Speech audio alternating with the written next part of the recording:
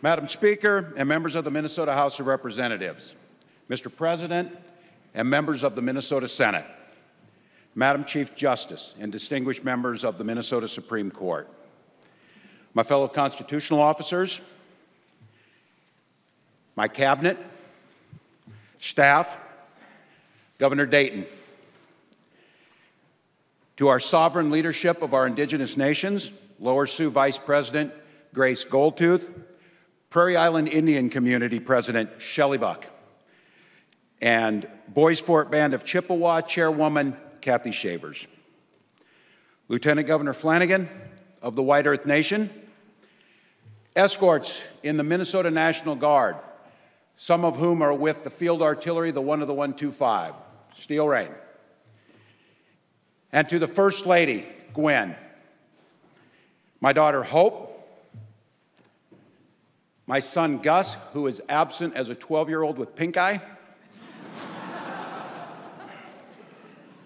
and my fellow Minnesotans, who serve as the foundation of this great state and the reason we're here tonight. Tonight, gathering together for the first time, all of us together, gives us an opportunity to reaffirm why we are here. I know for certain that we're not here to have petty arguments against one another. I'm absolutely certain we're not here to send out mean tweets towards one another. And I know, and I think this is especially true of our new members, we're not here to be actors in a story that is already written for us, one that tells us how we're supposed to act, and this is the way it's always been done. And we're supposed to butt heads on this, and then May 20th will come around, and we will become friends. I am not naive, my friends. I served in the House of Representatives. I believe there's one other person in this room who has had the pleasure of serving both in the United States Congress and being here with the Attorney General. I will tell you, don't write that story. Write this story right here. That's why you came here. That is why you worked so hard to come and bring your talents and bring your experience, and more importantly, to bring the stories of your constituents. That's what this is really about. Those stories that inform who we are. The policy proposals that we put forward, those are not something that comes from us as our personal ideology. They are things that come from our constituents in the stories they tell us about their lives. Whether they tell us about health care and what they need or what could be done, or they talk about education and it's working and what's not, or they talk about what makes Minnesota such a special place. Tonight I'm going to tell you a few of those stories. You'll recognize some of them because the name might be different, but it'll be the same story you're hearing. Some of them you won't know. Some come from friends, some come from people who told me the story since I have become governor, and like so many of you sometimes, you just step back when you hear the story and you think, that needs to be retold and something needs to be done. And tonight, I've got a lot of stories, mainly because I spent many, many years teaching, and I taught thousands of students, 2 of whom are with us tonight. Will and Ross are here with me tonight. They're twins, if you can't tell. I never could tell you apart. It was the dirty shoes were the giveaway. Will and Ross were students of mine at Mankato West, and like tens of thousands across Minnesota, they came to our schools eager. They wanted to absorb everything. They took advantage of every opportunity and every club we had, and they wanted to find out what life could give them. They went out and furthered their education, and they decided they would pursue the 2 things that they were really, really excited about: athletics and sport, and eating. And they came together and got 3 of their other friends, and since they're very literal people, they created a little company called 5 Friends, so it made sense. And they decided that nutrition and granola bars were too expensive, and they weren't made with a lot of natural ingredients.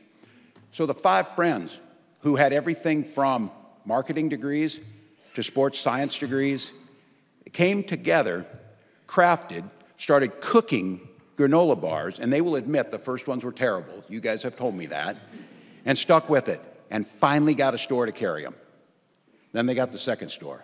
Then they got the 100th store. Then they got the 600th store. That's the dream that Minnesotans want, an opportunity to get the background and go forward to create the life you want. When I asked them what drove that, what made the difference, and they didn't blink. They said it was the teachers who had each of us believing that we could do anything we wanted to. That experience they had in that classroom and with those teachers and after school in those clubs inspired them to be the best they can. That's what we ask. That's what we want of every single one of our schools and our teachers. But unfortunately, it's not true across the state. All too often, that success or that opportunity might be dictated by a zip code, or it might be dictated by race. We've got a teacher here with me tonight. Amanda Field is here from Floodwood. Amanda is one of those people that we need in the classroom. Amanda grew up and went to Floodwood schools. Some of you are familiar in here. I know there's some folks here know Floodwood in St. Louis County, that they know where it's at. Floodwood's a town of about 525. Amanda and I were who had the smaller classing each other before this. She graduated with 38 students in her class. I had 24 in mine, 12 of whom were cousins. But I would not change that experience for anything. The ability and the teachers that I had influenced me in a profound way. They influenced Amanda enough, she went off and got her teaching degree and went back to Floodwood to teach. But here's the problem. As Floodwood's demographics changed a little bit, the property tax base isn't big enough. And as Minnesota started to shift away from funding in the state formula to property taxes, it left communities like Floodwood, they'll go to a ballot next Tuesday. And they've made it very clear. If their referendum fails, they will consolidate classes, close programs, and lay off a quarter of their teachers. They have no other option. Those are where we were putting people into those positions. What that does, it stops the opportunity that Will and Ross were given. It makes a difference based on geography for the outcomes we're going to get. It weakens our economic strength across the state, and we have the capacity to do something about it. That's the reason when we talk about education funding, it's not a game, it's not numbers. Local school boards have informed us about the decisions they need. I'm asking, and when we put a budget together, yes, it's a fiscal document, but it's a moral document. And what these schools have said is they need to get 3% and 2% on their funding formula. We can debate that, and we will, healthy. But keep in mind, behind every one of the debates we have here are real people being impacted by them, real people.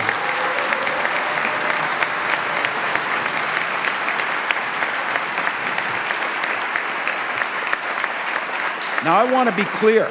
We need to be smart on how we do this. We need to be creative on how we do it. And we need to stop seeing, as the Lieutenant Governor so often says, and my next guest who's with me, Dr. Nathan Chomilo is with us in the audience tonight. Dr. Chomilo is a pediatrician and an internist, and he has the same saying that the Lieutenant Governor always says to me, children do not come in pieces. He has spent his lifetime providing care as a pediatrician, preventative care for those students, for those patients. But he didn't see them just as patients. He also has a program where he gives a book to every single one of his patients. Because what he understands is that whole child, if they get to a good start where they have their opportunities to get their checkups, but they're there in a place with someone and a professional that ties everything together. If that child is healthy physically and mentally, if that child is ready for kindergarten, if that child has a home, a safe home to put their head on the pillow at night, the chances of success in that classroom and going on and accomplishing what students do across this state increase greatly. Dr. Chomilo knows most of the children he sees in his practice are dependent on the Healthcare Access Fund. So I come to you, not with that I think, it's not my idea. I would like to claim credit for what Minnesota did. Nearly 3 decades ago, we said it makes sense to get our children care before they get sick. It makes sense to put them into that place. And it is not by chance that because of what they did, and that was Republican and DFL and Reform Party governor and everyone in this room, some of you sitting here remember this, they crafted a system that not only provided and insured more people than any other state, our health outcomes rocketed to the top. What that does is provides the opportunity for that child for a good start. It saves us money, And it makes the sense that we know we can start moving in a direction where every single person, not just every child, has those same opportunities. So when I come to you and ask you, it's not to pick a fight. It's not because I believe that I have cornered the market on the Healthcare Access Fund. I believe that it is the best solution that was out there, and it gives us a foundation to work from there. And the reason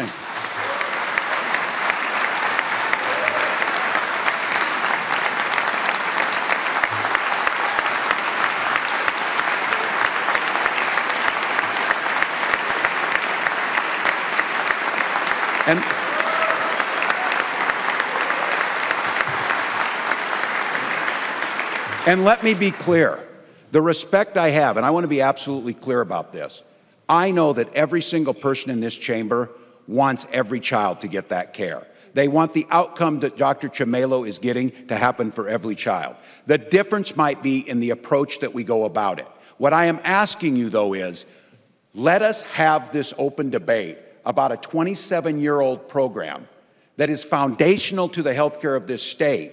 It has survived countless administrations, countless members who have sat where you've sat, come and gone, and has still continued to deliver.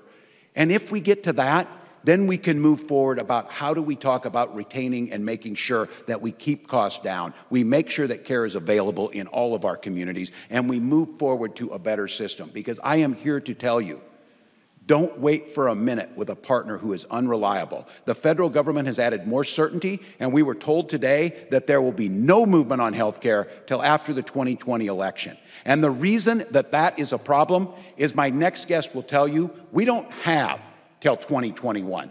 Deborah Mills is with me tonight up in the audience. And Deborah, I just recently met. Deborah is a dairy farmer from Lake City. I don't think she would have ever imagined being in this space or being thrust into this debate. Her family is the quintessential American and Minnesota dairy farmers. 3 generations on the farm. They have about 280 head they milk. They raise corn for silage.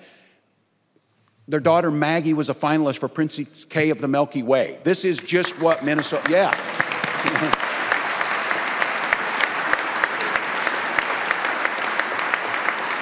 It's just what people do. And this is not about ascribing blame. This is about outcomes that matter. Because of the way the system worked, and Deborah's playing by the rules, she does not have access to health care. So she has the stress of going without health care. Couple that with historically low milk prices. Couple that with catastrophic weather events that had Deborah to a point. And those of you in here, I know many of you grew up on farms, you work on farms, you know agriculture, you come from different parts of different walks of life. But the one thing is, this is a proud family who works hard and prides themselves not just on working hard, but being tough. And then a day came a short time ago where Deborah knew she needed to make a really tough decision. And I can tell you the decision she made took courage beyond what you could only imagine. She picked up the phone and she called a mental health counselor and said, I am at wit's end. What do I do? And the good news is there was somebody to pick up the phone. The good news was there was a plan to put in place. And Deborah started to come back from that. Now, again, I will leave it to this body and for us to debate where we're going to get to. But I think we could stand in agreement that all of our citizens should have the basic safety net, the basic security that comes with having access to health care so you don't get into a mental health crisis. We can agree on that.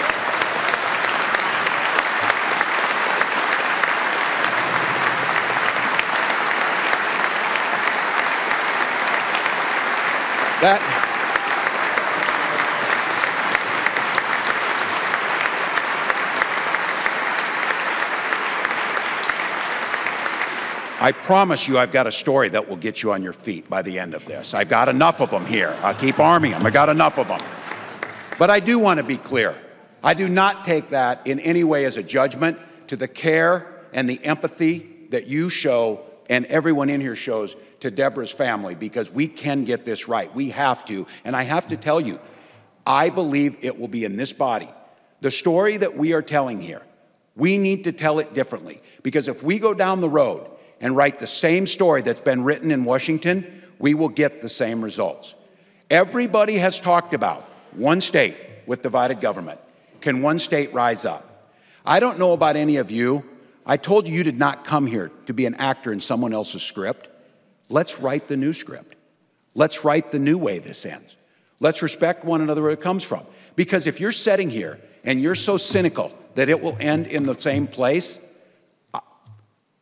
look at what that does. Where do we go from there? And that includes me to ask the questions of what am I willing to do to try and find that. And the answer is to try and use our best ability and the facts available and the empathy that is central to the decision-making you make in here to ensure that that child gets off to a good start, that those students have the opportunity to learn, and that that family has the opportunity to make it on the land where they've been for over 100 years. That's what we know.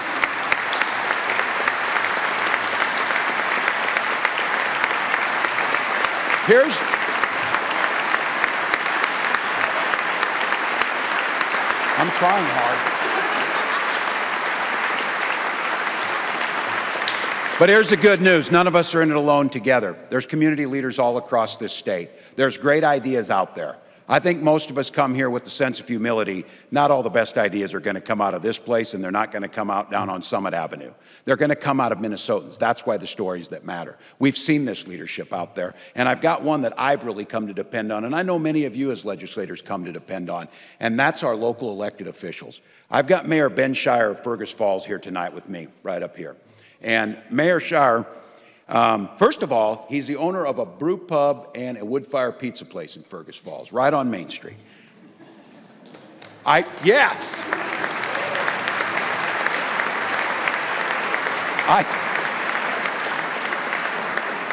I'm just going to, I recommend the Thai peanut. So the pizza, not the beer, the pizza one. So you know where it's at. But Mayor Schierer understands. He can't debate these things. These are real issues that impact that. The street lights have to be kept on. They need to be plowed. You need to have decisions about the pool. You need to talk about how do we keep businesses and how do we partner together. These mayors come with a very nonpartisan approach because they have to get results. They do not have the luxury of holding on to a tight ideological position and say, I'm one of many. They are the mayor of their community, and the prosperity of that community depends upon them. So having a mayor, and I know many of you know this, funny how so many of them are so actively engaged in their community before they took that job. The first thing Mayor Schierer had me do after I was elected is come out to Fergus Falls on a cold November night last year and sit in a town hall that went about 2.5 hours and hear the hopes and dreams and fears and critiques of the people in Fergus Falls and said, listen to this. Listen to them. Listen to their stories. And after I was done, a gentleman came up and he said, Tim, I did not vote for you, and I do not agree with many, if any, of your positions. But it is apparent to me that just like me, this is what he said, that you love Minnesota just as much. And we are going to have to find a way forward. I do not want you to fail because Minnesota will fail. Here's what I'm telling all of you. I do not want a single one of us in this building to fail because that means Minnesota fails. And that gentleman knew it. Yeah.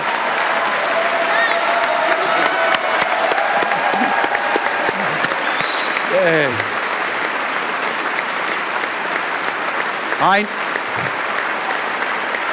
Thank you. And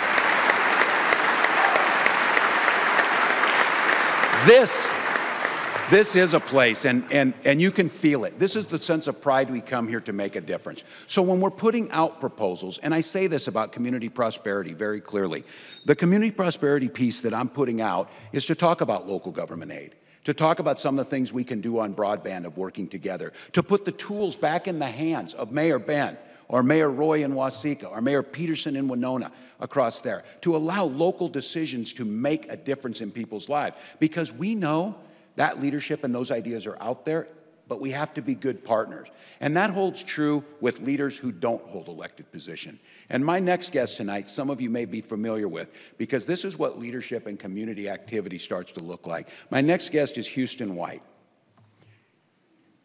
Those of you who don't know Houston, and Houston, in this moment, I share my deepest sympathies on your loss of Donice, and you and I have not spoken much since then. But the one thing I can tell you, Houston owns a barbershop in North Minneapolis. He's a renowned clothing designer with his own retail store there. Got a small restaurant, coffee shop. I'm convinced if I bring my car there, he can repair it. And that's it. But he's got a vision, and he's got an enthusiasm and an entrepreneur spirit that is contagious. And he talks about ways that we can revitalize our communities. This is a man who went to school at North High School, and he remembers walking down the street with his backpack, and someone stopped him and said, "What's in your backpack?" He said, "I got a business in my backpack, sir." And he did. He was out selling and working, and an entrepreneur that went into it. And he has a vision of making that Camden Town area of where he's at a vibrant community where people can come to live and create their jobs. And that's where we partner together. Houston knows that's the strength of community prosperity. The mayors of these communities know that they're looking for a reliable partner in us. And I would ask us, let's be that reliable partner. Let's don't model and wait on the unreliable partner we have in the federal government. But what Houston knows is the community he's trying to make, we must make sure that the employees coming to him and the people there are able to bring them best selves. That means that this state needs to and has to tackle issues of inequity, whether they be geographic inequities or racial inequities. We have got to tackle the idea that people need affordable housing, that people need childcare so that they can go to work. Those are things that are universal amongst us, and if we partner and lay the foundation, the mayors and the entrepreneurs like Ben in Houston will take it and run. So.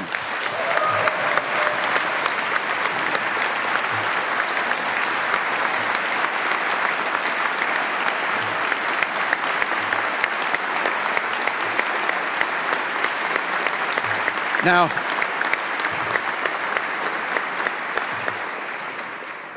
the stories we're telling are the story of us, the story of Minnesota, and they're the stories of communities. It's not by mistake that the proposals and the policy proposals and the budget proposals that I put in front of you center around some pretty clear themes, because that's what came to me from people. We want to have health care, we want good education, and we want our communities to prosper. And the stories behind the people. And I say this because I have been blessed. My wife and I have our first house that we ever bought in Mankato, on the west side of Mankato. And like so many of you, my dearest friends that became family were my neighbors, where they butt up against them. Either they become your best friends or you build a fence. And in our case, we were best friends. And this is my neighbors, the Ingmans. Mary Ingman, her two sons, Ben and Jake are here tonight. Their wonderful sister Katie we'll get her back from Washington State, are with me tonight. We have shared countless 4th of Julys, birthdays, refinishing my floors in my house when I would recruit the boys. The same thing all neighbors do, that this is how communities are built. And I had the privilege of not only teaching Mary's children, I had the privilege of coaching Ben. And I remember it very clearly. It was a Friday in December, headed towards the holidays, back in 1996. And I was coaching middle school basketball. And I was downtown at the old Mankato Armory, and we were in that floor, and it was after school, and it was right before Christmas break, and it's a bunch of 12 and 13-year-old boys, and we had a tournament coming up, and it's the excitement, it's the fun, it's life, the life is potential. And in walked in 2 state troopers with Mary. And she'd obviously been crying. And it was at that point that Ben found out and we found out that her husband, Charlie, had been hit head on Highway 14 and killed with 3 young children. That same highway has killed 145 people in the last 3 decades. It is the most dangerous in Minnesota. And so I say this with candid and bearing my heart to you, because each and every one of you, whether you live in Delano or whether you live in Mankato, you know stories of this happening. So my passion is not to pick a fight with you about transportation. My passion is to make sure that what the results say when we've got D-rated roads, that we do something together. And I will gladly have the debate with you and a compromise to find how we do that. But here's what I'm telling you.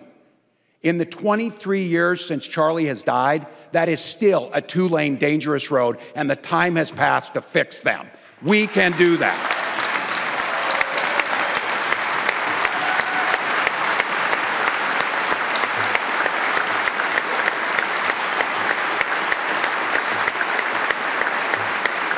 So we can do this.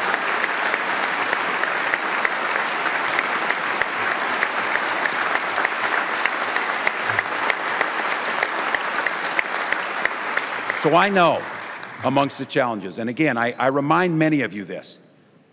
Yes, I am a hopeless optimist, but as I tell many of you, I'm also a realist. I supervised the lunchroom for 20 years. I am not naive. I do not expect, and as my wife Gwen says, and we believe so strongly in this, hope is the most powerful word in the universe. We named our daughter Hope. But as my wife says, and I know is true, hope is not a plan. You have to plan, not just hope that things get better. And all of us in here have to plan if we want to write a different story. The outcome will remain the same if we do not. And I say this to you because I take very, very seriously, and I think all of us see this, the incredible privilege it is to self-govern as free men and women. Literally billions of people around the world can only imagine of sitting where you are and making decisions, and your constituents being able to come here. But let's all be very, very clear. That privilege was paid for with the blood of patriots. It was paid for in sacrifice to get there. Tonight, we have one of them amongst us. World War II veteran Gordy Kirk is with us tonight.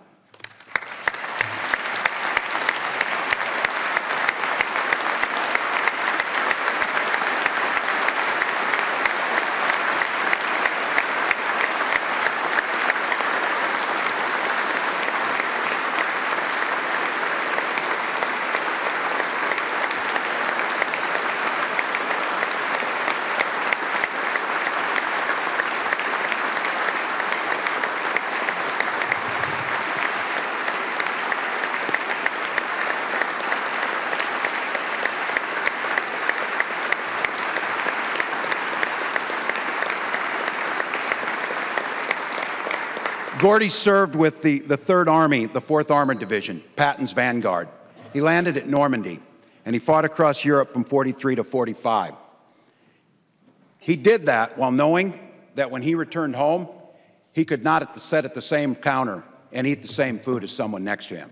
But what Gordy did was come back to his community and say, I'm going to be the change. Because what he knew was, on those beaches of Normandy, that was the purest form of democracy. No one in there questioned where someone came from. No one questioned the color of skin. No one questioned their religion. They only knew they stood together in the face of tyranny. So Gordy came back, became the state commander of the VFW, changed how we deliver veterans benefits across this state, and continued to build in his community. He gave us the gift and modeled it for the way we need to treat each other. So I hold myself to that standard tonight. And if I fall down, I expect to be called on it, of treating our differences with respect. And treating these debates with respect, but with an understanding. We cannot allow ideology to get in the way of educating our children for Will, for Ross, and for Amanda teaching. We cannot let ideology get in the way of stopping this state from providing basic health care to all of its citizens. We cannot let ideology get in the way of holding back our mayors and our entrepreneurs of getting things done. And we cannot let ideology get in the way of making sure that no one else has to go through what the Ingman family did. And when I look out my back window and I see those grandkids, my heart breaks for thinking that Charlie didn't get to see that. So here we go. What are we going to do now? There's already people who've written us off. You've seen the stories. Are we headed for gridlock? Are we headed for shutdown? Is it all just a fake? Are they getting along? Those are the people that want to see that. They're reporting, some of them. But trust me on this. It's easier to cover the plane that crashes than the one that lands. But I'll tell you right now the story that we told, and the story that not just Minnesota needs, but the country needs, is a bipartisan and a split government that came together in the good of the people and moved things forward for Minnesota. That's what we can do.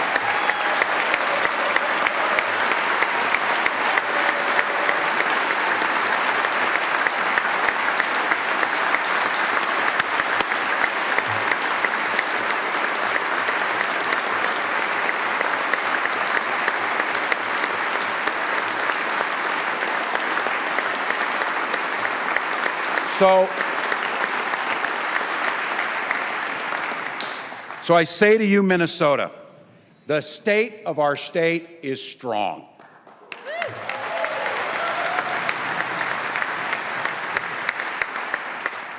and we are at a crossroads. We can choose to follow the same story that was written ahead of time. We can choose to decide who belongs and who doesn't. We can choose to let ideology drive us before people, or we can do what Minnesota's always done. Rise up and create a better way of life. Lead the nation in how things could get done. Making sure that all of our children, black, white, brown, indigenous, rural, urban, suburban, gets the opportunity to live what is truly a unique and incredible lifestyle of Minnesota. So here's my charge to you, and I walk hand in hand with you. Let's write our own story. Let's write a new story how this can end. Let's do this in a way that others can look at and say, that's the way out of this. And let's do it because Minnesotans, we've always done it before. We've never feared the future. We create the future. Let's go write the story. Thank you. Thanks, sister. Step up here.